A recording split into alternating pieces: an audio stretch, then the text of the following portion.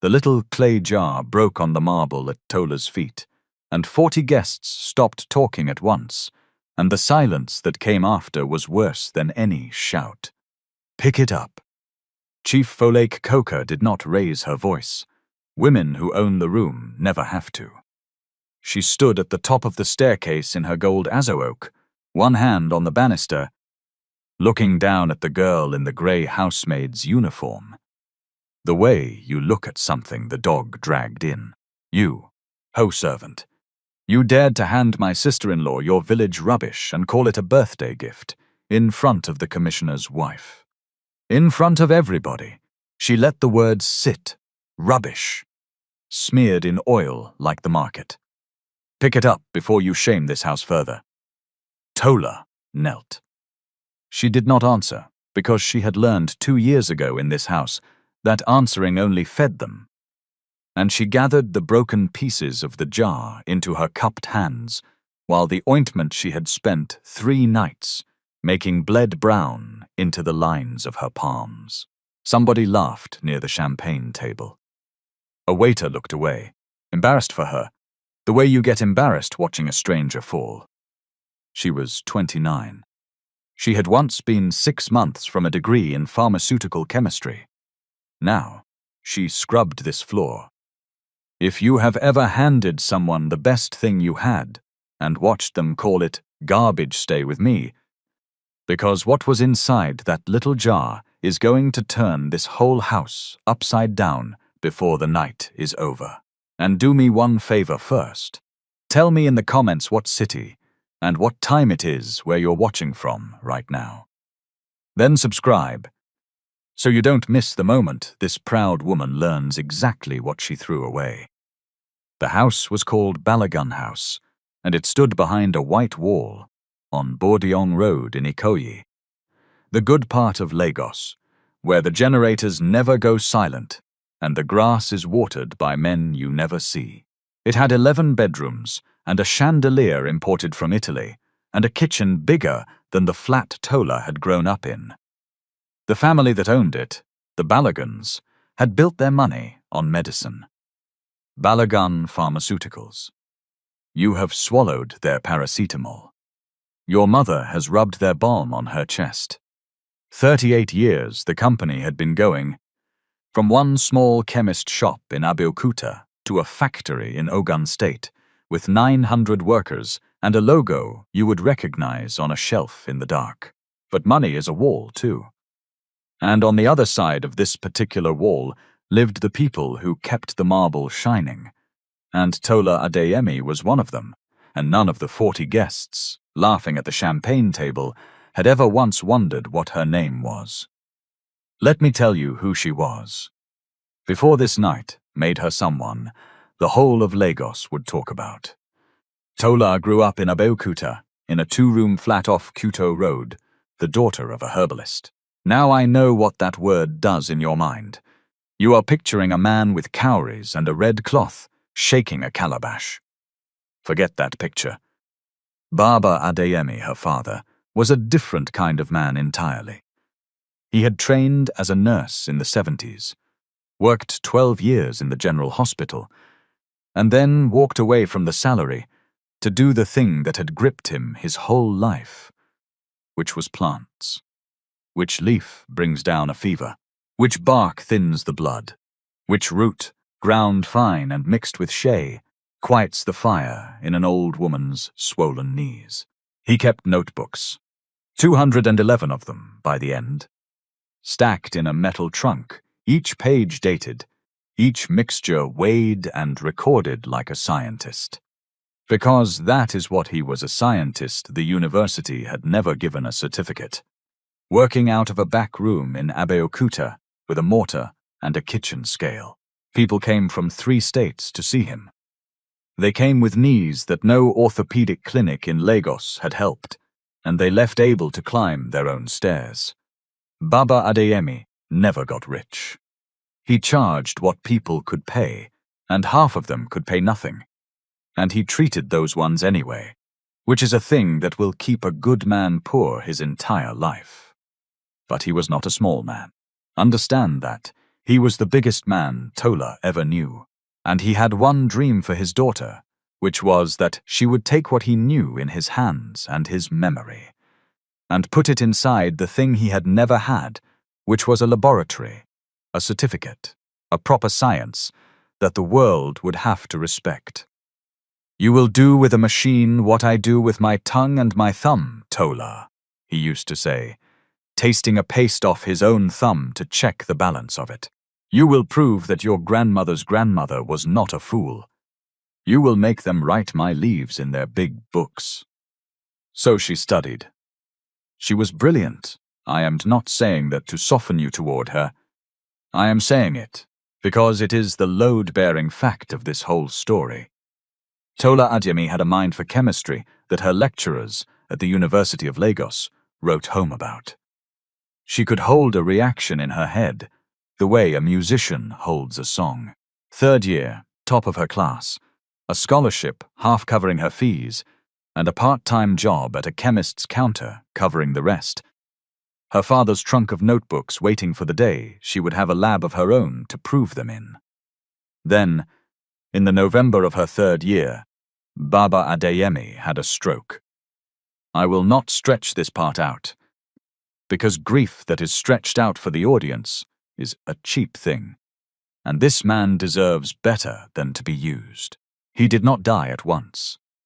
He'd slowly, over 14 months, in a way that ate money the whole time the hospital, then the second hospital, then the physiotherapist, then the drugs that Balogun Pharmaceuticals themselves made and sold at a price that a herbalist's family could not carry.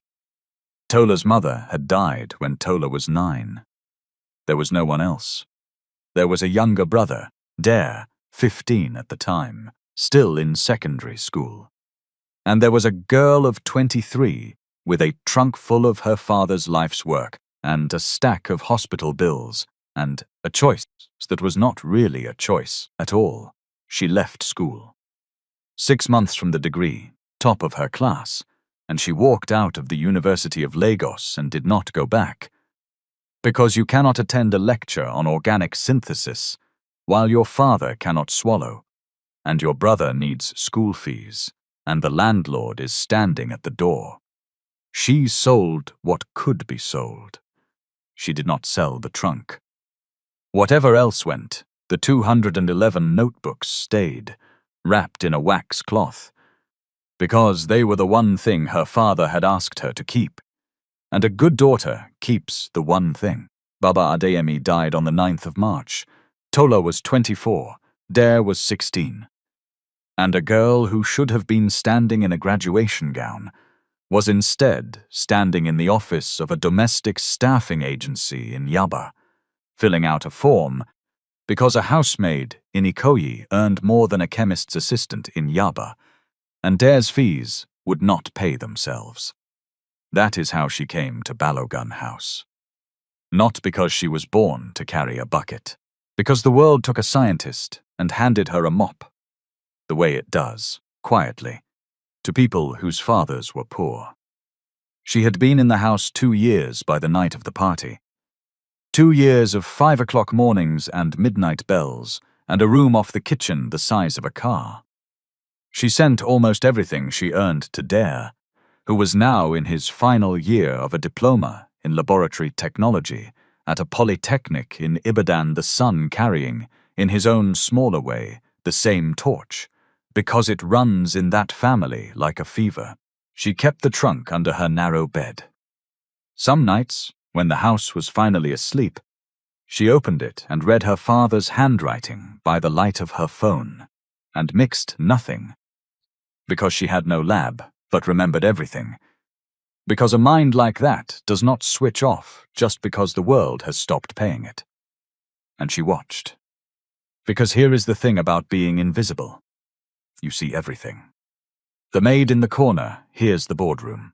Tola, dusting shelves and carrying trays, had absorbed 2 years of Balogun Pharmaceuticals dinner conversation, and she understood more of it than the men saying it.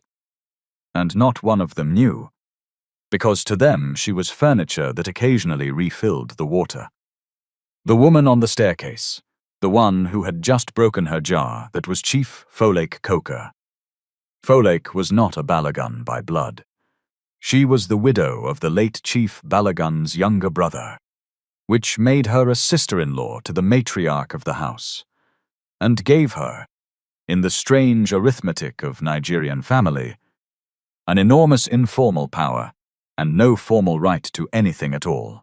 That combination is a dangerous thing to put inside a proud woman. Folktale had married up into money, and then her husband had died and left her a widow, living inside a great family's house on the family's goodwill. And nothing frightens a person like that more than the possibility that someone will notice she has not truly earned her place. So she spent her days proving she had. She ran the household staff like a colonial officer.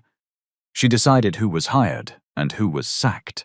She had made herself, over the years, the gatekeeper between the family and the 40 people who served it, and she guarded that gate with a cruelty that had a purpose behind it, even if the purpose was only her own fear. She hated Tola. She had hated her from the second week. She could not have told you why, but I can tell you why. It was the way the girl spoke. Tola, when she was forced to speak, spoke like an educated person because she was one. And there is nothing a half-secure woman hates more than a servant who is plainly her equal in every way that money did not decide. Folktale could hear the university in Tola's grammar. She could see it in the way the girl read the labels on the imported groceries without moving her lips. And it enraged her, because it whispered the thing Folktale spent all her strength not to hear, that the accident of birth and marriage that had put Folktale on the staircase and Tola on the floor was only that. An accident. Not a verdict, not the truth about their two souls, just money and luck and death arranging the furniture. So she pressed down on Tola every single day, the way you press on a bruise to prove it still hurts you, and not the other way round. The woman whose birthday it was the woman the broken jar had been a gift for was different. Her name was Aduni Balagun. She was 60 that night. She was the widow of the founder, the mother of the house, the one who had actually stood behind the counter of that first chemist shop in Abeokuta in 1986, and made change with her own hands. Mama Aduni was not a cruel woman. She was a tired one. She had grown old and rich at the same time, and the two do not always sit well together, and she had let Folktale take over the running of the house because it was easier than fighting. The way strong people sometimes hand the small kingdom to the loud person just to have peace. But Mama Aduni had noticed Tola, not all at once. Slowly, over 2 years, she had noticed that the quiet girl remembered she took no sugar. She had noticed that when her knees were bad, and they were bad, they had been bad for years. A deep grinding arthritis that 3 specialists and a shelf of her own company's drugs had not touched it. Was the quiet girl who thought to put the footstool where she would reach for it, without being asked, without being thanked. And about 4 months before the party, on a bad night when the pain had Mama Aduni awake and weeping quietly in her chair at 2 in the morning, it was Tola who had found her. That is where the jar begins. So let me take you there, because it matters, and because I want you to understand that what Folktale called rubbish was not rubbish, it was mercy.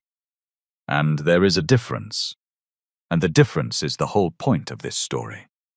On that night, 4 months before, Tola had been coming back from the kitchen with her own cup of tea, unable to sleep, and she had heard the sound. Not a loud sound. The worst pains never make loud sounds. Just a woman breathing through her teeth in the dark, the way you breathe when you have decided not to wake anybody. Because there is nobody worth waking. Tola had stood in the doorway of the small sitting room. Mama Aduni was in her chair with both hands wrapped around her right knee, rocking a little, her face wet. "Ma," Tola said. Should I call somebody? And what will they do? It was not a question. The old woman did not even look up. They will give me the same tablets that do nothing. Go to bed, my dear. There is nothing to be done for old bones. Go. Now this is the moment. This is where a different girl goes to bed, and there is no jar, and no party, and no story. And Tola stays a maid for 40 years and dies unknown, and Folake wins forever, the way Folake usually wins. But Tola did not go to bed. Because Tola was Baba Adeyemi's daughter, and there was a trunk under her bed, and in that trunk, in notebook number 140, in her father's careful hand, dated the 2nd of August of the year she turned 11, was a recipe he had spent the better part of a decade refining. He had made it for the market women of Abeokuta, the ones who knelt on concrete all day, selling pepper, whose knees by 50 were ruined. He called it, in his notebook, simply the Kneeling Women's Balm, a Shia base, 3 plants, one of them a root that grew wild along the Ogun River, which he dug himself in the early morning, before the sun could cook the oils out of it. Tola knew the recipe by heart.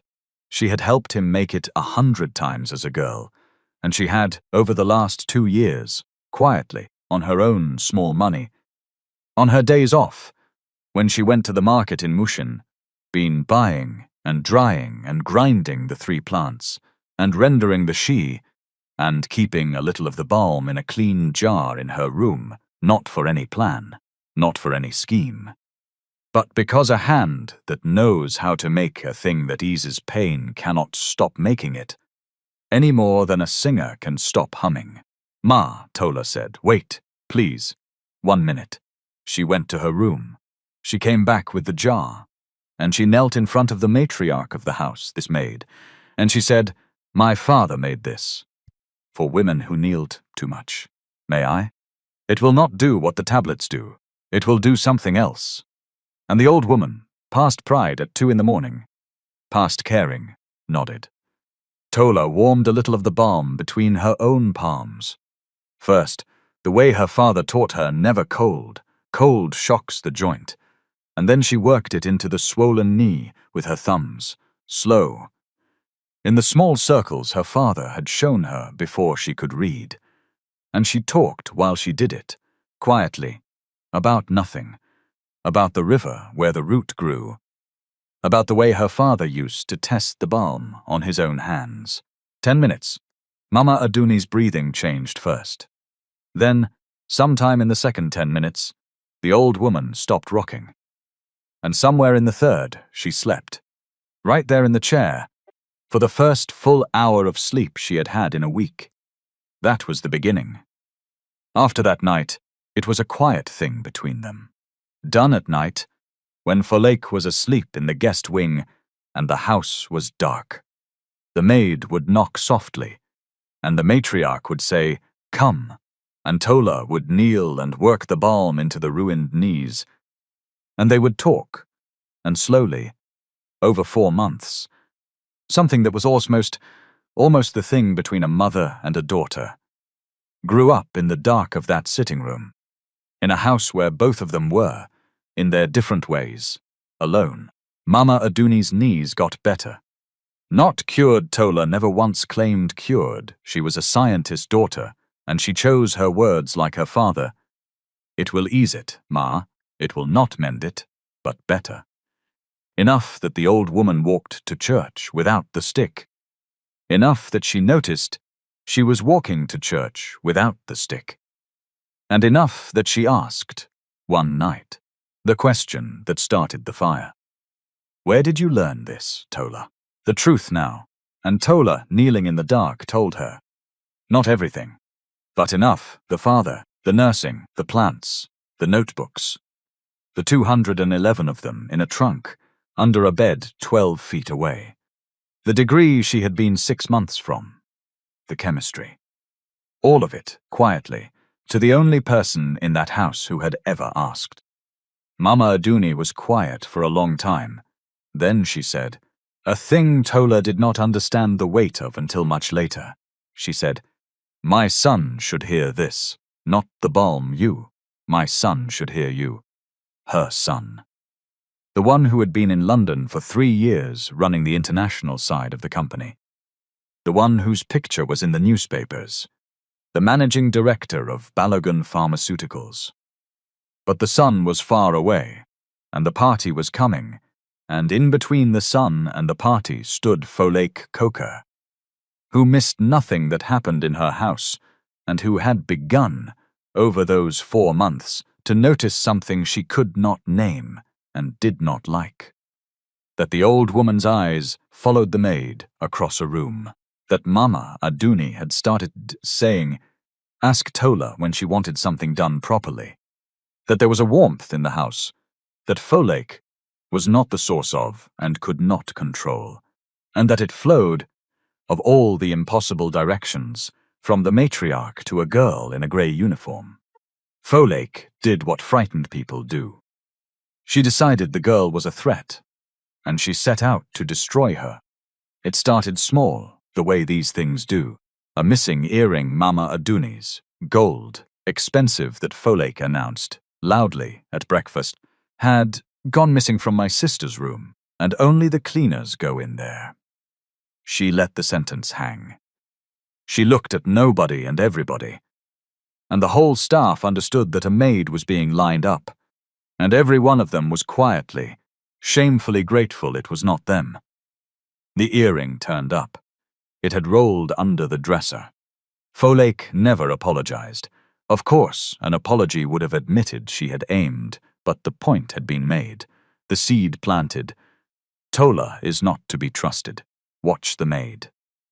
Then came the food. Folktale began to find fault with everything the girl touched. Then the hours. Folktale rearranged the roster so that Tola had the worst of everything. The midnight bells and the dawn scrubbing, back to back, the schedule you give someone when you are trying to make them resign, so you do not have to justify sacking them. Tola did not resign. Tola needed the money, and Dare was 2 terms from his diploma, and a girl who has already given up a degree for her family does not flinch at a hard roster. She absorbed it. She got thinner. She kept going. And through all of it, at night, when the house was dark and Folktale was asleep, Tola still knelt in the sitting room and eased the old woman's knees, and the 2 of them still talked, and it became the one warm hour in a cold 2 years, and neither of them told Folktale, because both of them, by then, understood exactly what Folktale would do if she knew. She found out 3 days before the party. She found out because she went looking. Folktale had grown certain that something was being hidden from her in her own house. And she was right, and she used the oldest tool of the powerful, which is the search of the powerless person's room while they are working. On a Tuesday afternoon, while Tola was at the market on the one errand Folktale herself had sent her on. You see the design of it. Folktale let herself into the little room off the kitchen and searched it. She did not find gold. She did not find a stolen earring. She found, under the narrow bed, wrapped in a wax cloth, a metal trunk, and inside the trunk, 211 notebooks in a dead man's handwriting, dense with recipes and dates and diagrams and the Latin names of plants, and a few clean jars of brown balm, and a photograph of a stern, kind man in a nurse's uniform from the 70s, and a folded certificate of merit from the University of Lagos, Department of Chemistry, in the name of Tola Adeyemi, 3rd year, 1st class, and Folktale Coker, standing in that tiny room, holding a herbalist's life's work in her manicured hands, understood none of it. That is the tragedy inside the comedy of this story, and I want you to sit with it, because it is the realest thing in it. Flake held in her hands the single most valuable object in Balogun House, more valuable than the chandelier, more valuable than the paintings, worth, as it would turn out, more than the Italian marble she made the girl scrub. And because it came wrapped in a wax cloth under a maid's bed, she saw junk. She saw a poor girl's rubbish. She could not read the value because she had already decided, 2 years before, what a person who scrubs floors could possibly own. Her contempt made her blind, and her blindness, in 3 days' time, was going to cost her everything. She did not steal the trunk. That is important. If she had stolen it, this would be a different, uglier story. She did something that in her mind was worse and turned out for her to be catastrophic. She dismissed it. She shoved it back under the bed, wiped her hands as though she had touched something dirty, and walked out. And she carried away only one piece of information, the only piece her mind could hold. The maid is hiding something. The maid thinks she is somebody. The maid has been getting above herself, and it is time to put her back on the floor, publicly, permanently, in front of everyone, so that whatever the old woman sees in her dies of embarrassment. The birthday party was the stage. Folktale had planned it for weeks. And when she learned, the day before, that Tola had made a gift for Mama Duni with her own hands, a fresh jar of the balm, the good batch, wrapped carefully in a piece of clean paper, Folktale did not see a gift. She saw her chance. Now you know what the guests at the champagne table did not know, and what Folktale herself did not know, when the jar broke on the marble. You know that the brown ointment bleeding into Tola's palms was the kneeling women's balm, made from a recipe in Notebook 140. You know it eased the very knees of the woman whose birthday it was. And you know that the piece of clean paper it had been wrapped in the paper Folktale was about to sneer at, along with everything else, was not clean paper at all. But I am ahead of myself. Let me bring you back to the marble, and the 40 guests, and the girl on her knees. Tola gathered the broken clay. She did not cry. Understand what that took.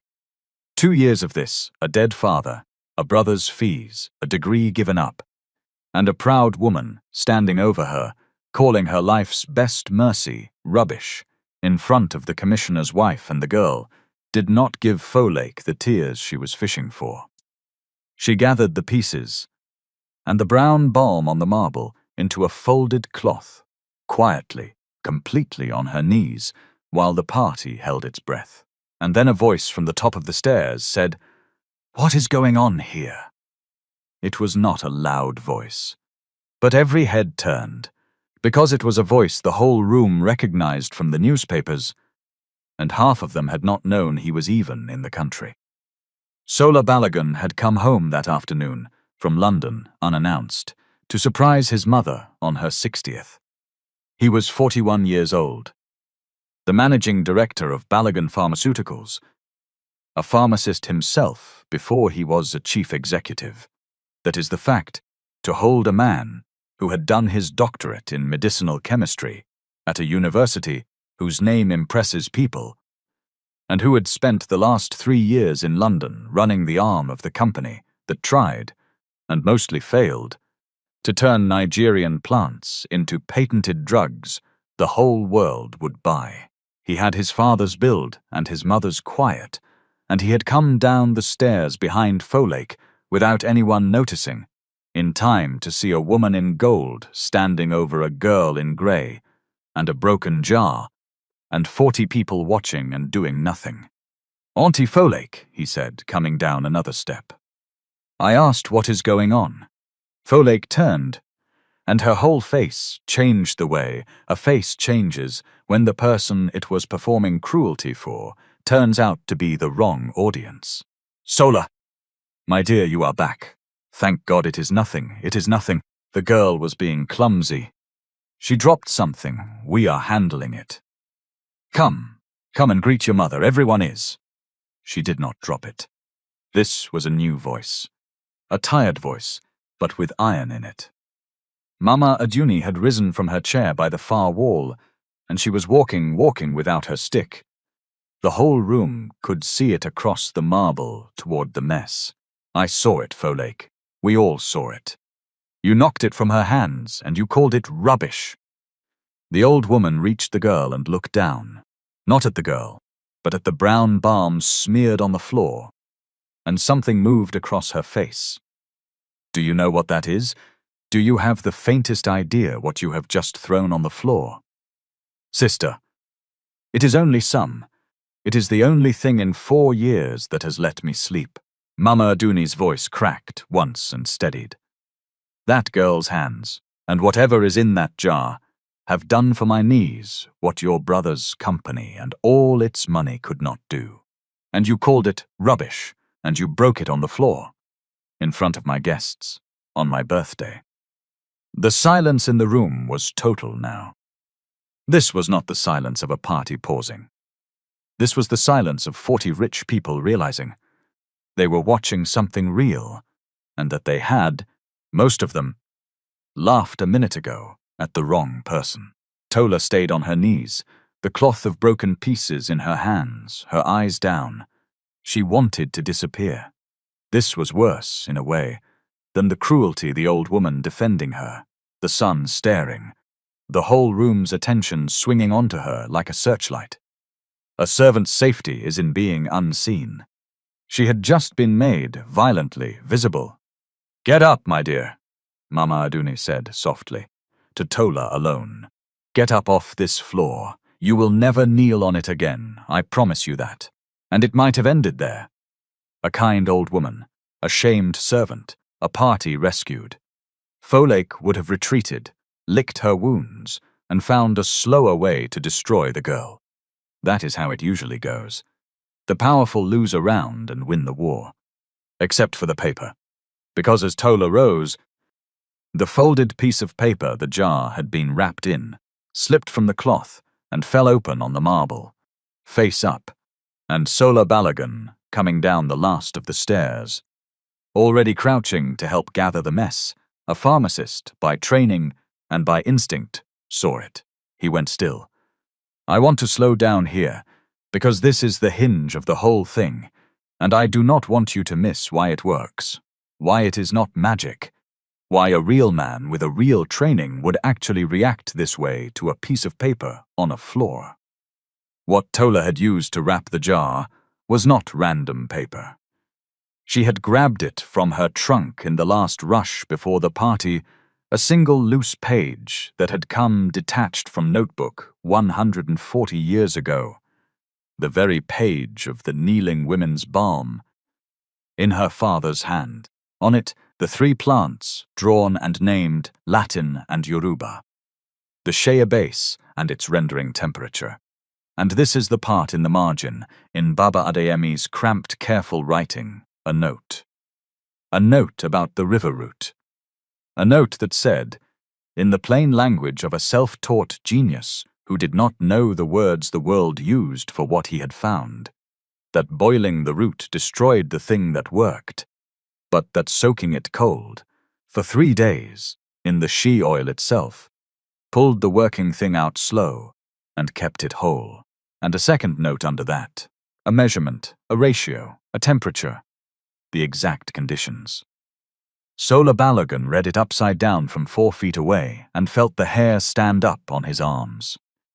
Because Balagudon Pharmaceuticals had spent, over the previous 3 years, 4,217,000 naira, and the time of 6 researchers in a London lab trying to do exactly one thing: extract a stable anti-inflammatory compound from a West African river plant that everyone in the industry knew, from decades of anecdote, eased arthritis, but that no one had been able to turn into a real drug, because every time they extracted it, they destroyed it.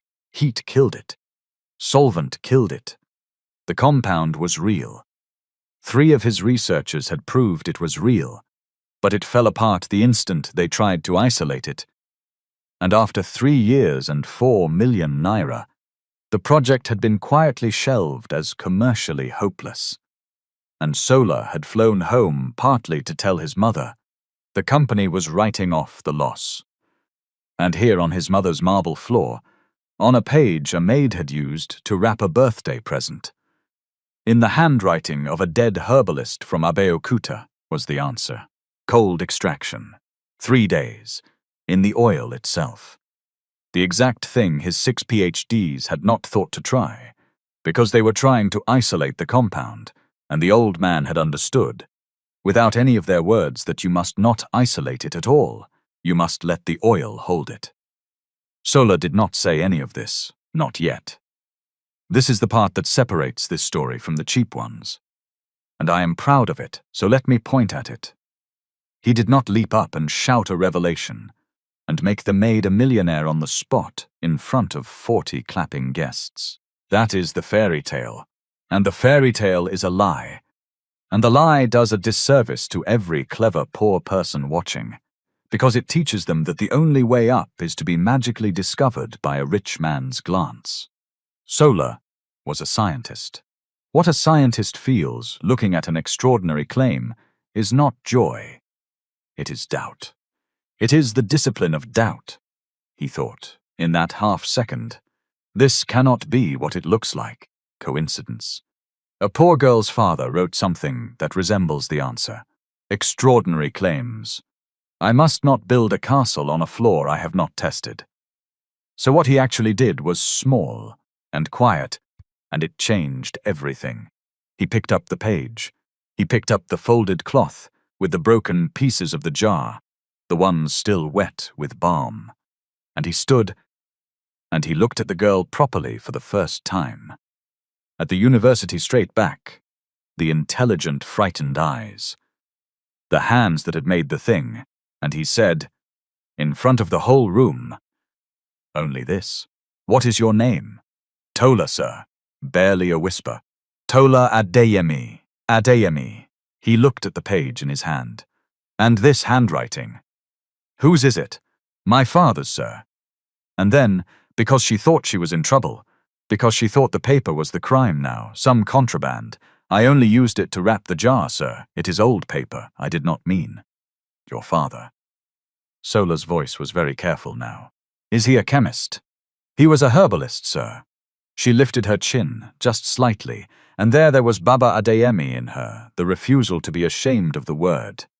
A herbalist. He is late. 3 years now. The whole room was watching a managing director interrogate a maid about a piece of paper, and could not understand why the air had changed. Folake, off to the side, felt the change without understanding it either, and it frightened her, and frightened people attack. Sola, honestly, she said, with a little laugh. Why are you standing there discussing rubbish paper with the cleaner?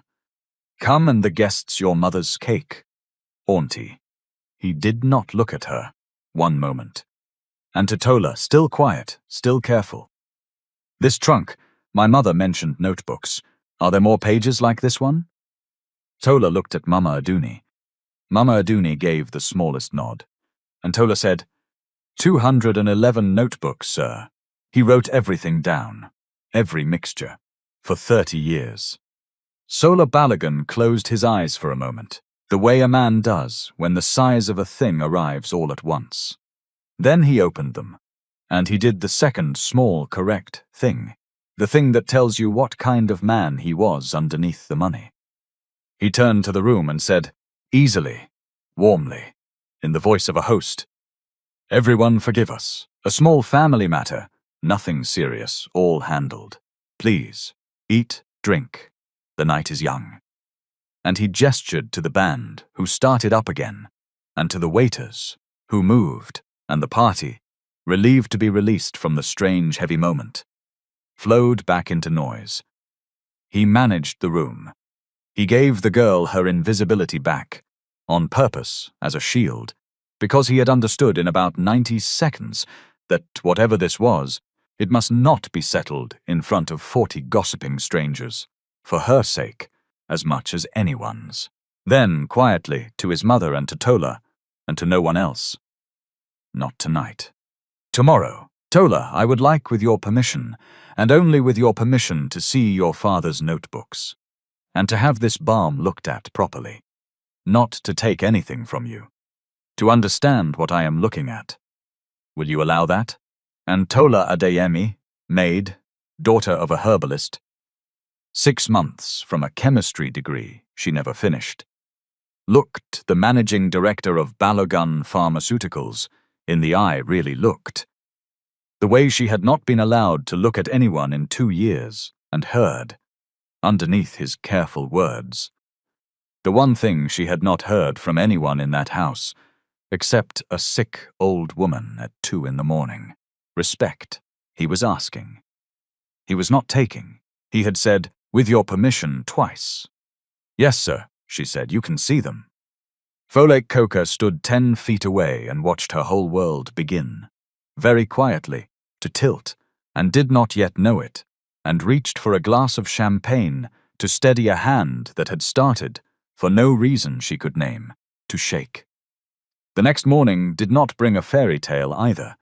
It brought a test, and Tola nearly failed it, not through any fault of her own, but because the world had taught her, correctly, that when the powerful take an interest in the powerless, it usually ends with the powerless robbed. She lay awake most of that night, doing the arithmetic of fear. A rich man wants to see my father's notebooks. A pharmaceutical company. My father's life's work. And a man who owns a factory, and me with no lawyer, no money, no name, no way to stop them taking whatever they like. She had seen enough of the world to know how this story usually went. The big company collaborates with the poor inventor, and 18 months later the big company has a patent, and the poor inventor has a handshake and a photograph and nothing else. She had heard Balogun executives themselves, at dinners she served, talk about sourcing traditional knowledge in a tone that made her father's whole world sound like a mine to be dug. So when Sola came to the kitchen the next morning, not summoning her to him, coming to her in ordinary clothes, without an entourage, Tola had made a decision, and it was a brave one, and I want you to see how brave. Because it is the moral center of who she is. She said no. "Sir," she said, standing very straight by the sink, her hands twisted in her apron. "I said last night you could see them. I have thought about it. And I am sorry, but I cannot let you see the notebooks.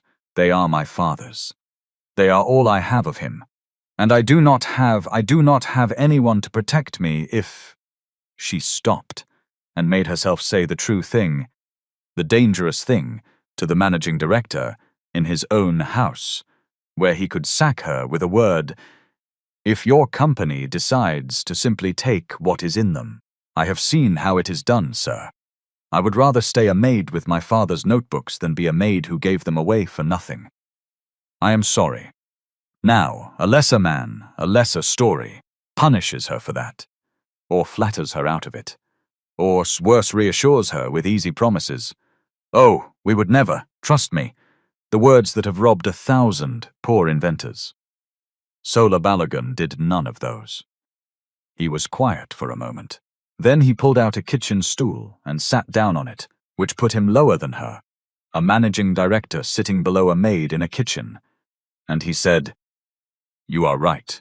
She blinked. "You are completely right," he said. "You have no protection, and I am a stranger who owns a company, and everything you just said is exactly what a sensible person should say.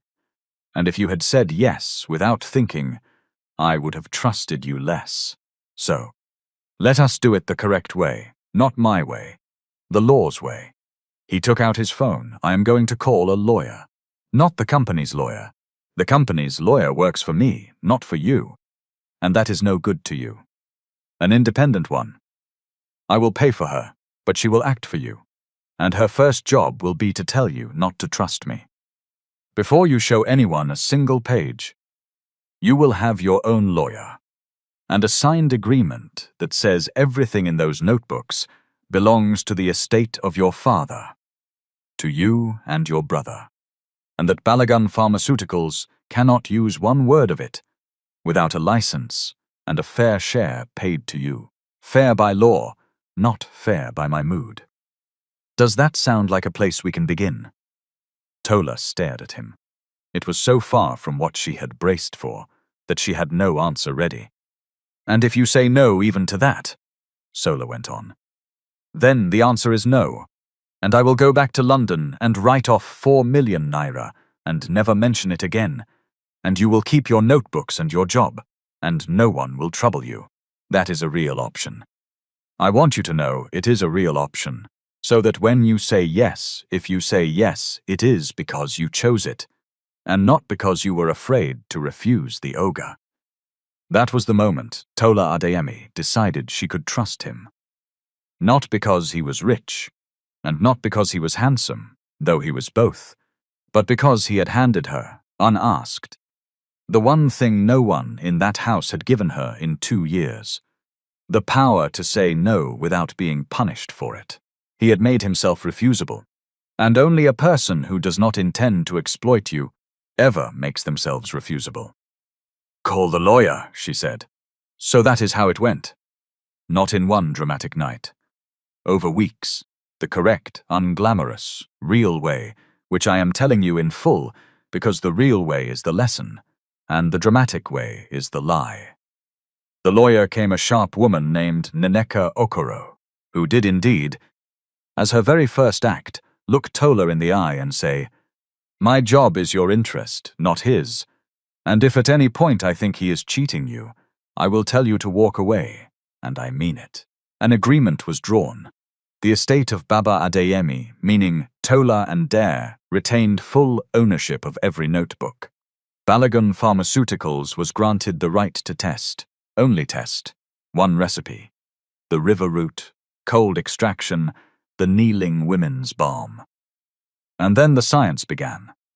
And this is the part Folek could never in 1,000 years have understood. Watching from the sidelines with her fury and her fear. They took the balm to the lab, and they tested the dead herbalist's margin note. Cold extraction, 3 days, in the oil. And it worked. It worked the first time. The compound the 6 London PhDs had spent 3 years destroying came out of that root whole and stable, exactly as a self-taught nurse from Abeokuta had written down for the sake of some market women's knees, 20 years before anyone in London had a grant to look for it. The lab confirmed it, then confirmed it again because they did not believe it. Then a third time with a different technician, because the second time they still did not believe it. Baba Adeyemi had solved, in a back room with a kitchen scale, the problem that had defeated a laboratory with a budget in the millions. He had solved it the way indigenous knowledge so often solves things, not by understanding the molecule, but by understanding the plant, patiently, over a lifetime, with respect, which turns out to be its own kind of genius, and a kind the certificated world is only slowly, shamefully, learning to stop laughing at. And Tola, standing in a real laboratory for the first time in 5 years, in a white coat that fit, watching a machine confirm her father's handwriting. Tola understood the readout. That is the thing that undid the last of everyone's assumptions. She did not just own the notebooks. She could read them, and the machines, and the space between them. When the lead researcher started to explain the chromatography result to her slowly, kindly, as you would to a maid, she finished his sentence for him, correctly, using the right word, and the man stopped and looked at her differently. And from that hour, no one in that lab ever spoke slowly to her again.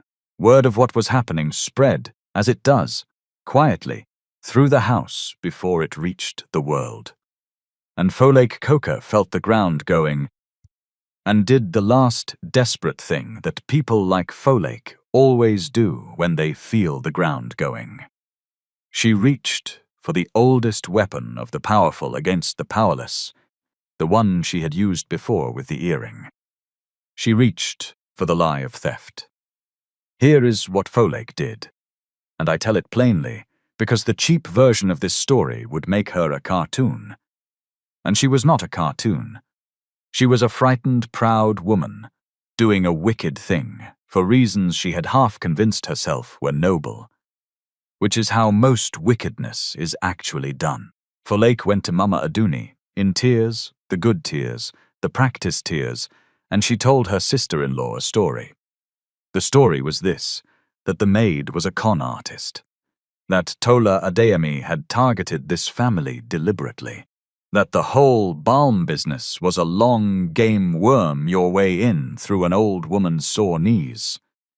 Produce a dead father's notebook that conveniently contains a fortune, and maneuver the trusting son into signing away company secrets and money to a stranger off the street. She is not a poor girl, sister, Folktale wept. Poor girls do not talk like her. Poor girls do not know chemistry. She has been playing you, playing all of us. And Sola is a man, and she is a young woman, and you have seen how he looks at her. She will take everything, the money, the boy, the company, everything, and we will be the fools who opened the door. I am only trying to protect this family. I am the only one who sees it. And here is the terrible thing. It was a good lie. It was a good lie because it was built around a true thing. Tola really did talk like an educated woman. She really did know chemistry. She really was not what a maid is, supposed to be. And Folktale took every one of those truths, the very things that made Tola remarkable, and turned them into evidence of fraud. That is the oldest trick there is. You cannot be poor and brilliant both. If you are brilliant, you must be lying about being poor. Therefore, your brilliance is your crime. It is the accusation the world has always thrown at the poor person who refuses to be stupid. For 3 days it worked. Mama Aduni, old and tired and no scientist, felt the poison go in. Doubt is a heavy thing at 60. She began to watch Tola with a coolness the girl felt at once and could not explain, and it broke something small in Tola's chest, because that midnight kindness in the sitting room had been, for 2 years, the one clean thing, and now even that was going grey. But Folktale, in her fear, made the mistake that people who lie always eventually make. She overreached. A cool suspicion was not enough for her. She needed the girl, gone, cast out, disgraced, before the lawyers finished and the thing became permanent. So she manufactured proof. She took a company document. A real one, a preliminary lab summary of the river root extraction, marked confidential, the kind of paper that floated around the house. Now that Sola was working from home half the week, she took it from his study, and she planted it in Tola's room, under the mattress, badly hidden on purpose, the way you hide a thing you want found. And then, on a Sunday evening, with Sola home, and Mama Aduni present, and 2 senior house staff as witnesses, Folktale announced that confidential company property had gone missing, that she hated to say it, but had her suspicions, and led a search of the servants' rooms that arrived, with theatrical reluctance, at Tola's mattress, and lifted it. And there it was. There, Folktale said, and her voice shook with what a stranger would have taken for grief, and was actually triumph. There it is, confidential company documents. In the maid's room. I did not want to believe it. God knows I did not. But there it is. She is stealing your research, Sola. She has been stealing it all along. I told you, sister. I told you what she was. The room went cold and quiet. Tola stared at the paper in Folktale's hand and felt the floor drop out of the world. She had never seen it before. She knew instantly, completely, that she was finished, because this is how it ends for people like her, always, this exact way. The planted thing, the witnesses, the powerful word against the powerless one, and no one had ever once, in the whole history of the world, believed the maid over the chief. She did not even bother to say, I did not put it there. Because what was the point? The words were dust before they left her mouth. She had watched this happen to other people her whole life, and the maid always lost. The maid always. That is my handwriting on the top corner, Sola said. Everyone turned. He had not moved from his chair. He was looking at the document in Folktale's hand. with an expression Tola had not seen on him before. Not anger. Not yet. Something colder and more careful. The face of a scientist looking at a result that has been tampered with. Bring it here, Auntie. Folek's hand did not want to move. Sola, the point is that it was in her. Bring it here. She brought it. He looked at it for a long moment. Then he said, still quiet, still terribly calm, "This is document 12. The preliminary extraction summary. There are 4 copies of this document in the world. I printed them myself. One is in my study safe. One is with Miss Okoro, Tola's lawyer. One is at the lab in Ogun. And one," he turned it over, and on the back, in the top corner, was a small penciled number in his own hand.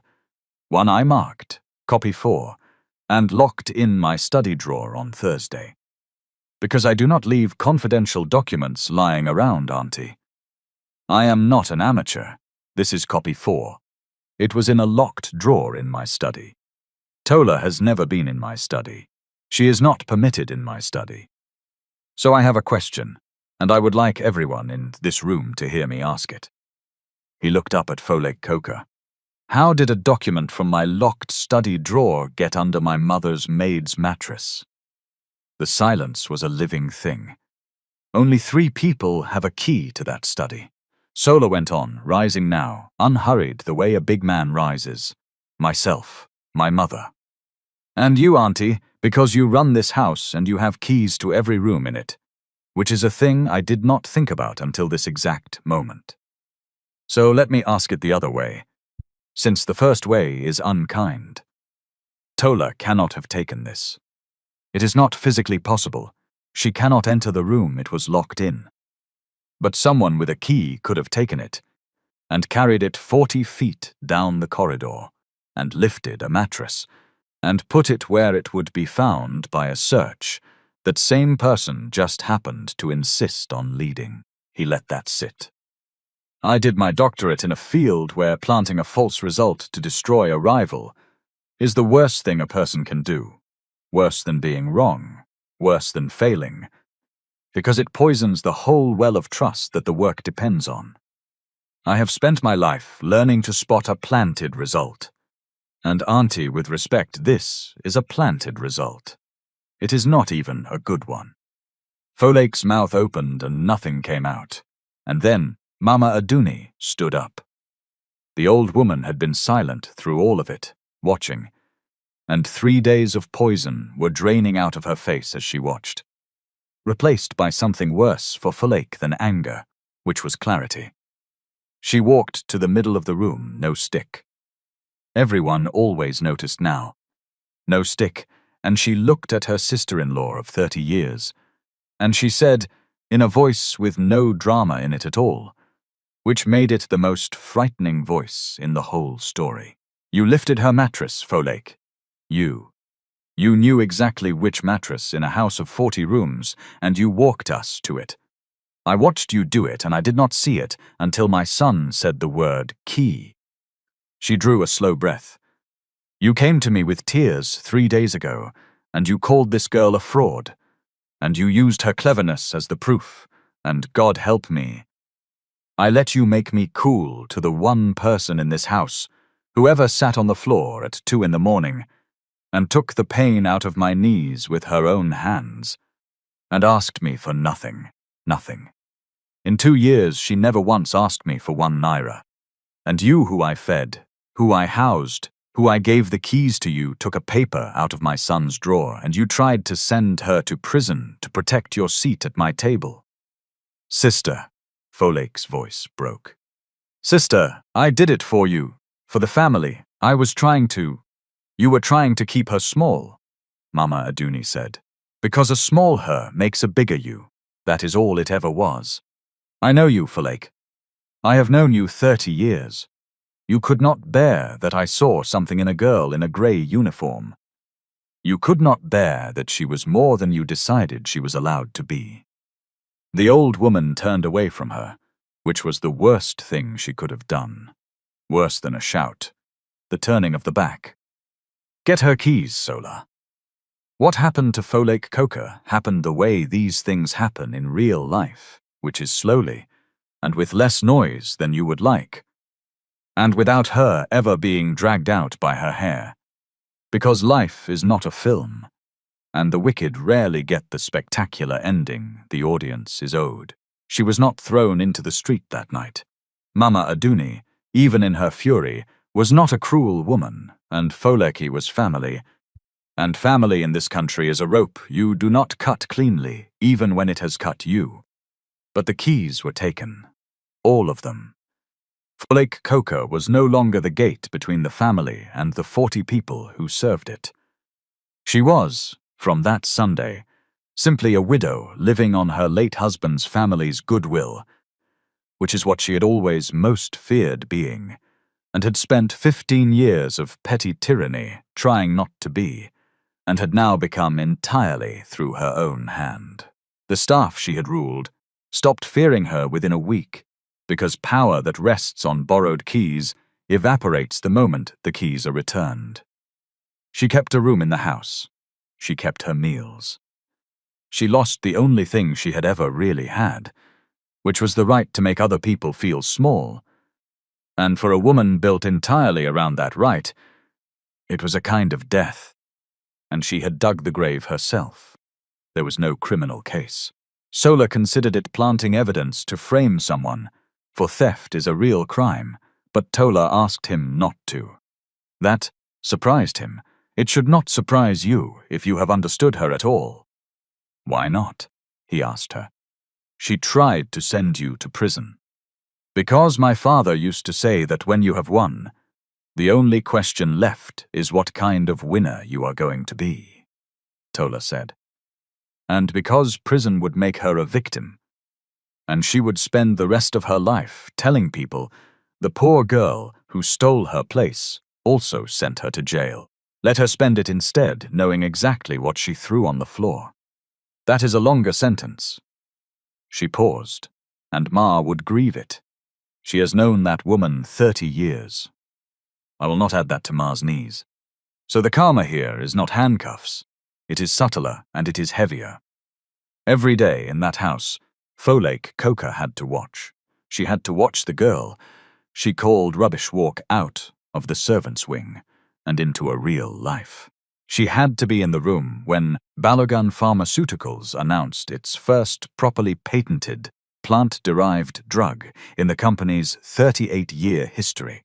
A topical anti-inflammatory, licensed from the estate of the late Adeyemi of Abeokuta, developed in partnership with the estate's representative, Miss Tola Adeyemi.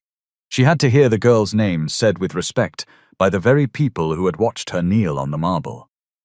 That is the punishment, not a cell, a front-row seat. But this story is not about Folake, and I am tired of her. The way you get tired of the wicked once the good are safe from them. Let us turn to the people who deserve the rest of the page. Because here is where the cheap version of this story goes wrong, and I refuse to go wrong with it. The cheap version ends with the maid becoming a millionaire overnight, and marrying the billionaire the following spring. And everybody claps. And every poor person watching learns the poisonous little lesson that the only exit from a hard life is to be plucked out of it by a rich man's love. That is a lie. It is a lie that has kept more clever poor people waiting passively for a prince than any other lie ever told. So let me tell you what actually happened to Tola Adeyemi, which is better than the fairy tale because it could actually happen to you.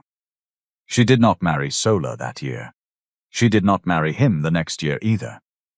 He offered her, first, the easy thing, a lump sum, a fat check for the license, take the money and go, be comfortable, be free.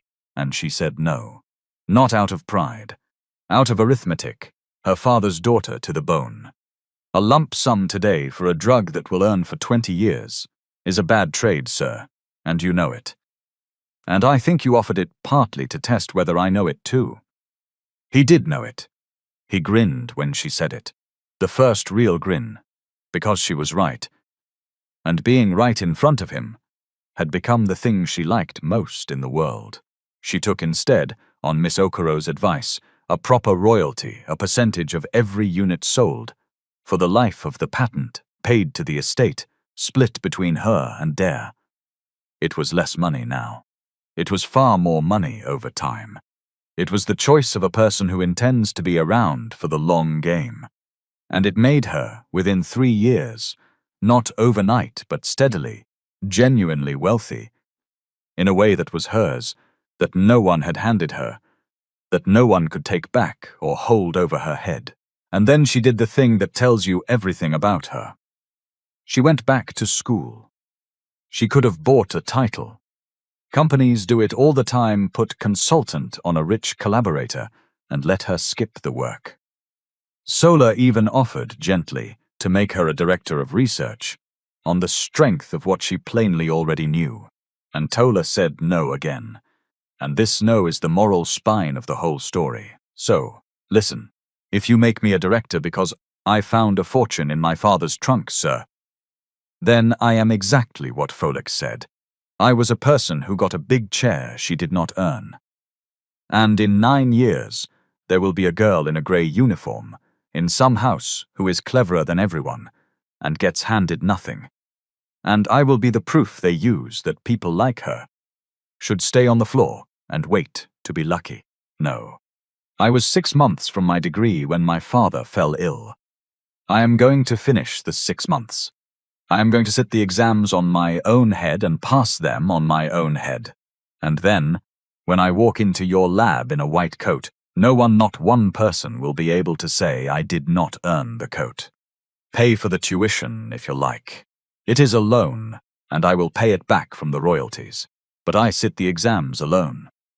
She went back to the University of Lagos.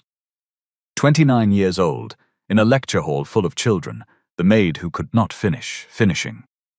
She completed the 6 months. She sat the exams.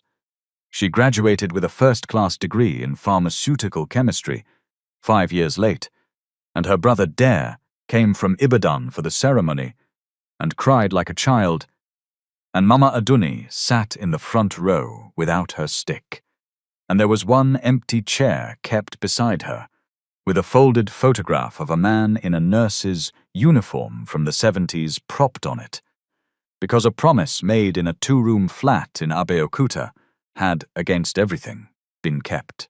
You will make them write my leaves in their big books. They wrote them.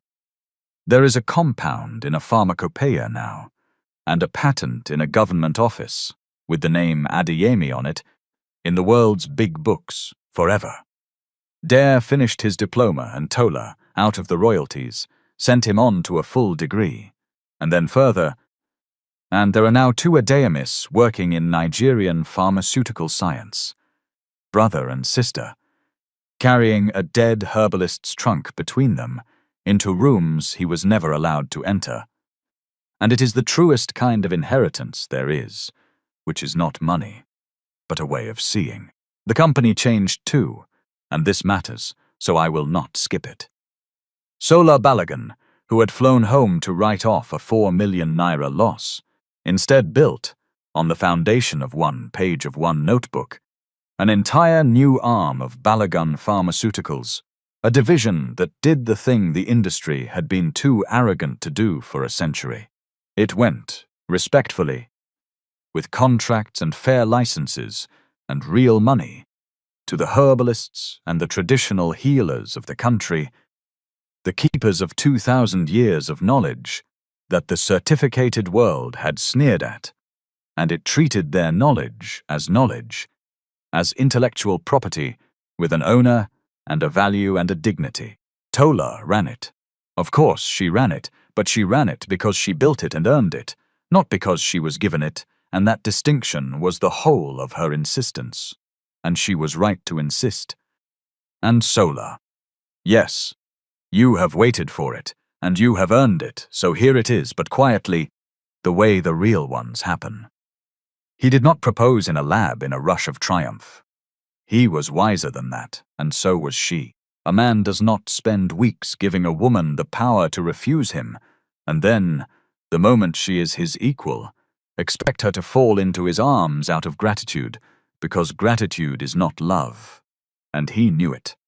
And she would have known it too. And it would have poisoned the thing before it started. He was her business partner, and for the first 2 years, he was scrupulous, almost painfully so. About power he made sure, in writing, that hers, stake and her division were hers independent of him, could not be touched by him, so that whatever happened between them, she could walk away from the man without losing the work, only when she was fully unarguably free of any hold he had over her, rich in her own right, a graduate on her own head, a division head on her own merit. Only then did he, slowly, over a 3rd year, court her the ordinary way, the way his father might have courted his mother before there was money to complicate it.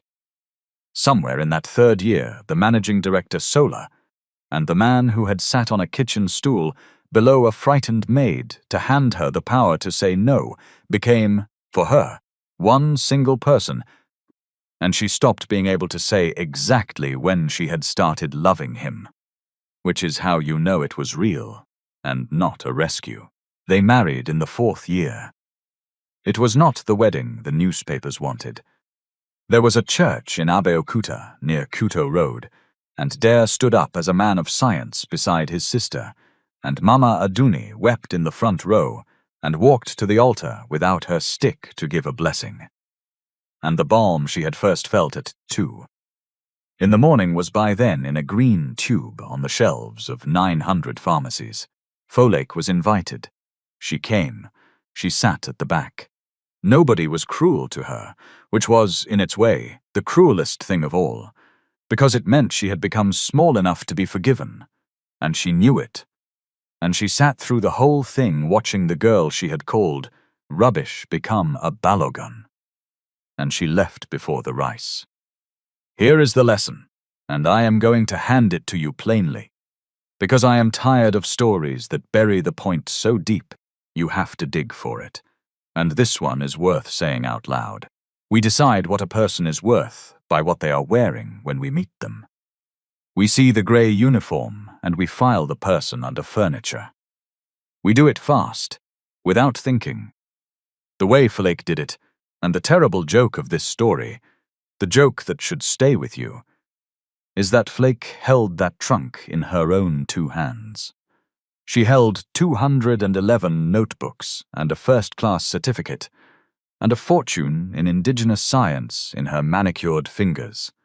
And she saw rubbish, because she had already decided, before she ever opened the wax cloth, what a girl who scrubs floors could possibly own. Her contempt was not just cruel, it was stupid. It made her blind to a treasure she was physically touching. And that is the thing about looking down on people.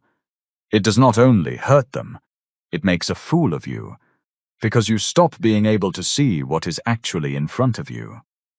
But I do not want to leave you with only that, because only that is still a story about a hidden fortune. And it lets us off too easily. It lets us think, the real lesson is that the cleaner might secretly be a genius, so be careful, you never know. No, that is not the lesson. That is a smaller, safer, more convenient lesson, and I refuse to let you have it. Most cleaners are cleaners. Most maids are maids. Tola was extraordinary, but the maid mopping your office tonight probably has no secret trunk of patents. And here is the thing I actually want you to carry out of this. It does not matter. She was owed respect on the first morning, on her knees, on the marble, before anyone knew about any notebook, before there was any fortune, when she was, as far as the whole room could see, nothing but a poor girl who had made a jar of ointment for a sick old woman. The respect was already owed, in full, right then. Not because of what she secretly was, because of what she plainly, ordinarily, unremarkably was, a person, a working person, doing a kindness, in a grey uniform. That was already enough. It was always already enough. A world that needs a girl to turn out to be a hidden genius before it will treat her like a human being, has the whole thing backwards.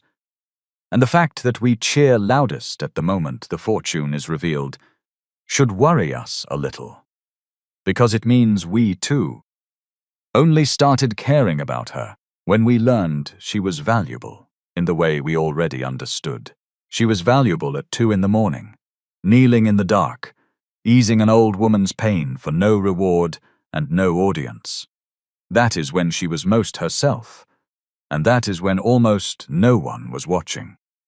So, I will leave you with the question I have been turning over since I first heard a version of this story, and could not put down. Think about the last person who served you today, the one who cleaned your table, or carried your bag, or stood at a gate in the sun while you walked past without looking up. You did not see their face.